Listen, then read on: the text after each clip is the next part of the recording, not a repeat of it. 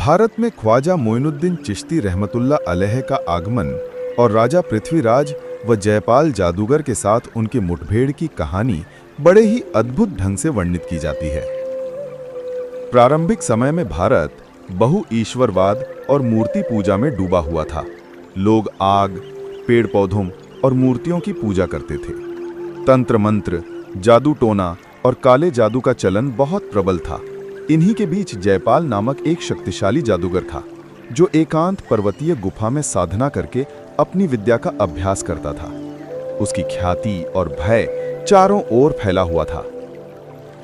राजा पृथ्वीराज भी इन्हीं परंपराओं का कड़ाई से पालन करता था और अपने राज्य में इन्हीं रीति रिवाजों के अनुसार शासन करता था। इसी दौर में ख्वाजा मोइनुद्दीन चिश्ती अजमेर, राजस्थान पहुंचे। उनका उद्देश्य था लोगों तक इस्लाम का संदेश पहुंचाना, यानी एक अल्लाह की इबादत करना और उनके अंतिम पैगंबर हजरत मोहम्मद सल्लल्लाहु अलैहि वसल्लम की राह पर चलना। एक दिन राजा पृथ्वीराज किसी पूजा अर्चना में व्यस्त थे।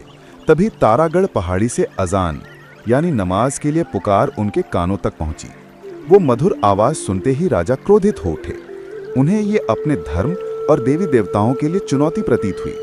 राजा ने तुरंत अपने सैनिकों को आदेश दिया कि अजान की आवाज का स्रोत खोजा जाए।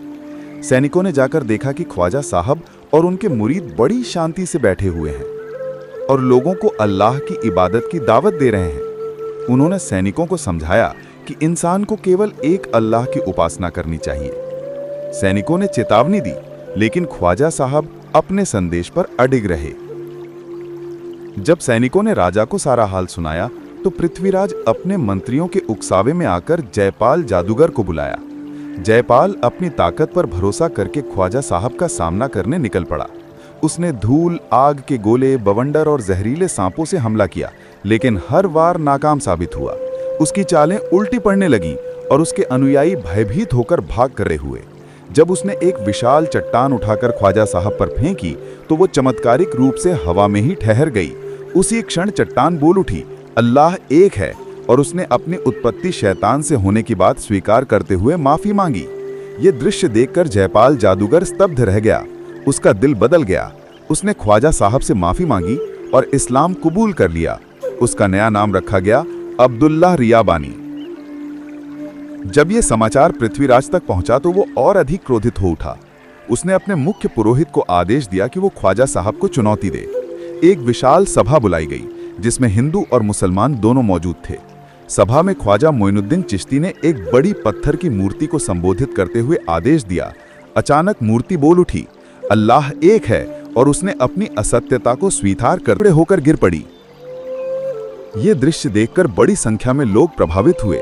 यहां तक कि स्वयं मुख्य पुरोहित ने मूर्ति पूजा छोड़ दी और इस्लाम अपना लिया। इसके बाद ख्वाजा मोइनुद्दीन चिश्ती रहमतुल्लाह अलैह ने विनम्रता और ईश्वरी शक्ति के साथ अल्लाह का संदेश फैलाना जारी रखा। धीरे धीरे वो भारत में एक अत्यंत सम्मानित हस्ती बन गए। उनकी जीवन गाथा और करामातें अनीसुल अरवाह और सियारुल अख्ताब जैसी प्राचीन फारसी पुस्तकों में दर्ज हैं। তোমরা যারা আল্লাহর এই কোরআনকে ভালোবাসো, চ্যানেলটি সাবস্ক্রাইব করো।